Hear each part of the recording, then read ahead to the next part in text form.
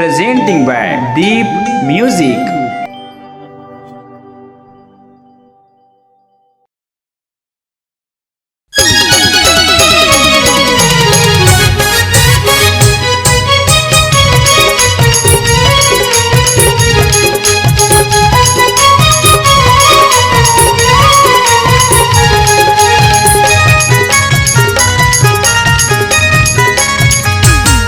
अरे बीतत माँ बीत गए भैया, अब तो नहीं बिताना है। घुचत माँ घुच गए संगी, अब तो नहीं घुचाना है।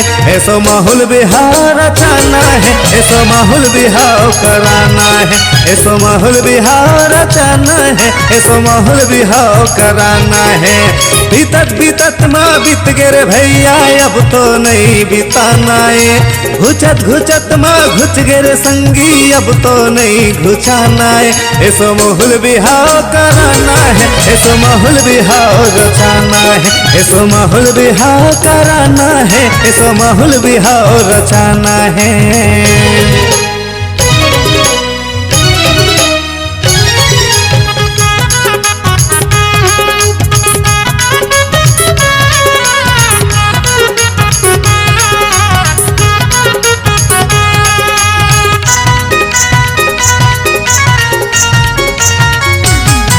अरे टेटकू के आगे हवे भाई, और छोटकू के होगे हवे लइका जी। भगवान जाने कब खुली भैया, मोर किस्मत के फरका जी।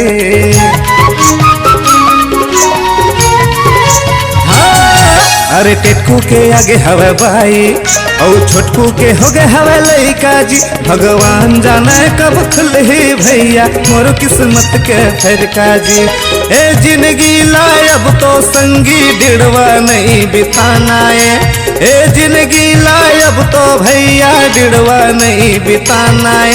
ऐसो माहौल बिहार कराना है, ऐसो माहौल बिहार रचाना है। ऐसो माहौल बिहार कराना है, ऐसो माहौल बिहार रचाना है।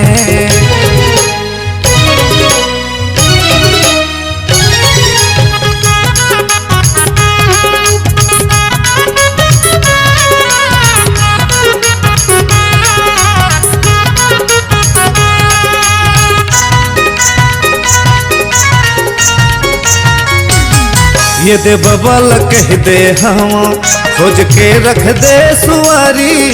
हर हाल में बिहाव कराना है, चाहे कर्जा होए उधारी।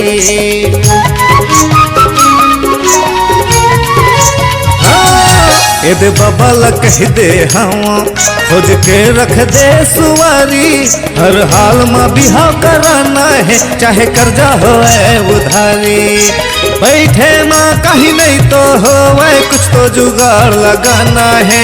बैठे माँ कहीं नहीं तो होवे, कुछ तो जुगाड़ लगाना है। ऐसो माहौल बिहार रचाना है, ऐसो माहौल बिहार कराना है। ऐसो माहौल बिहार रचाना है, ऐसो माहौल बिहार कराना है। बीतत माँ बीत गए भैया, अब तो नहीं बिताना है। घुचत माँ घुच गए संगी, अब तो नहीं घुचाना है। ऐसो माहौल बिहार रचाना है, ऐसो माहौल बिहार कराना है। ऐसो माहौल बिहार रचाना है, ऐसो माहौल बिहार कराना है। ऐसो माहौल बिहार रचाना है, ऐसो माहौल बिहार कराना है। हमरो बिहार होई दे तेजको, अबे मगलू हमरो बिहार होई दे।